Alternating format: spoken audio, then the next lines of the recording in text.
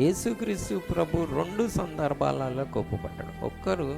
ఒక సందర్భము ఉచ చేయగలవాడు, మరి సబ్బాత్ దినంన అతన్ని స్వస్థపరిస్తే వీరు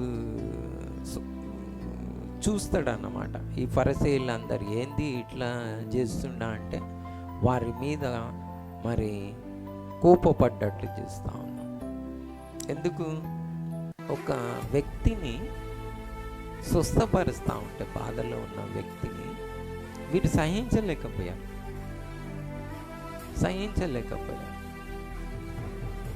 అది సబ్బాత్ దినంన స్వస్థపరచుటకైనా ఏదైనా మంచి పని చేయుటకైనా ఏమైనా పర్మిషన్ ఉందా అంటే ప్రభు అప్పుడు చెప్తాడైనా మంచి పని చేయవచ్చు. ఎందుకంటే మీ గాడిద కానీ ఎద్దు కానీ ఏదైనా సబ్బాత్ దినంలో గోతిలో పడితే దాన్ని అట్లనే వదిలేస్తారా? వదిలేయరు కదా.